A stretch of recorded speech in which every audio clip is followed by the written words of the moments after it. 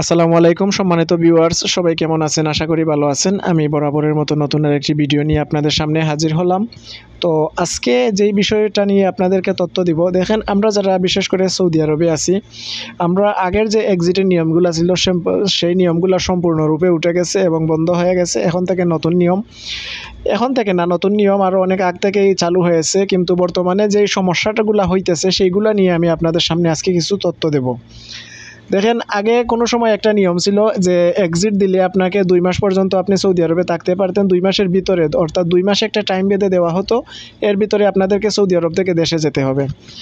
তার পরবর্তীতে আজ থেকে 3 থেকে 4 মাস আগে, আজ থেকে প্রায় 4 মাস আগে একটা ঘোষণা দেওয়া হয়েছে যে এক্সিট দিতে হলে আকামার মেয়াদ যতদিন থাকবে, এক্সিটেরও মেয়াদ ঠিক ততদিন থাকবে।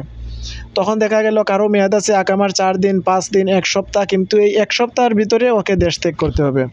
কিন্তু একটা জিনিস এখানে লক্ষ্য করা গেল, কোনো মানুষ তো আর টাকা নিয়ে বসে থাকে না দেশে যাওয়ার জন্য। তখন ফুট করে কফিল এক্সিট দিলে দেখা গেছে 1 দিনের ভিতরে, 2 দিনের ভিতরে দেশে যাওয়া সম্ভব হয় না।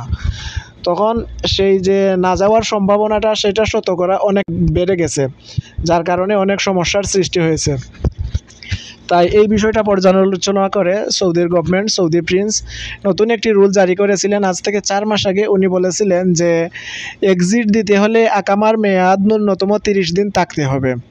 অর্থাৎ একটা লোককে ন্যূনতম 30 দিনের মেয়াদ থাকা অবস্থায় আকামার, তখন এক্সিট দেওয়া যাবে সিস্টেম থেকে, অন্যথায় এক্সিট হবে না।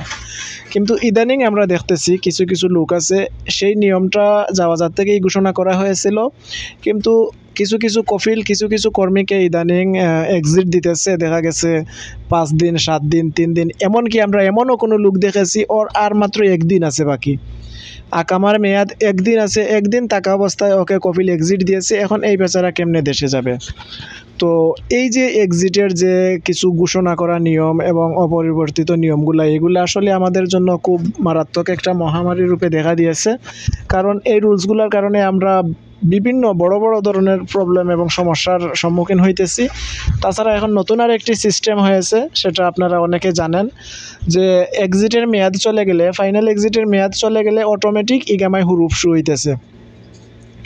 ফাইনাল এক্সিটের মেয়াদ চলে গেলে অটোমেটিক আপনার ইকামায় হুরুপ শুরু হইতেছে, আপনি হুরুপ দেখতেছেন, আপনার আকামায় হুরুপ চলে আসতেছে।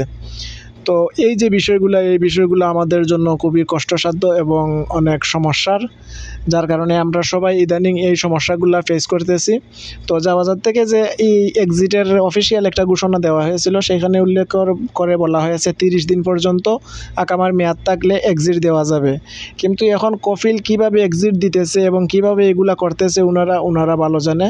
তবে আজকের আপডেটটুকু এই ছিল যে আপনারা আপনাদের আকামার মেয়াদ 1 দিন, 2 দিন, 3 দিন থাকা অবস্থায় আপনাদেরকে কফিল এক্সিট দিতে পারবে এবং দিতেছে। এত সময় পাশে থাকার জন্য সবাইকে ধন্যবাদ। আবারও দেখা হবে পরবর্তীতে নতুন কোনো ভিডিও নিয়ে, নতুন কোনো আপডেট নিয়ে আপনাদের সামনে হাজির হব। ততক্ষণ পর্যন্ত ভালো থাকবেন, সুস্থ থাকবেন, সুন্দর থাকবেন। আর যদি এখনও আমাদের চ্যানেলটি সাবস্ক্রাইব না করেন, তাহলে সৌদি আরবের নতুন নতুন আপডেট সম্পর্কে ভিডিও পেতে আমাদের চ্যানেলটি সাবস্ক্রাইব করার অনুরোধ রইল। ধন্যবাদ সবাইকে। আল্লাহ হাফেজ। আসসালামু আলাইকুম।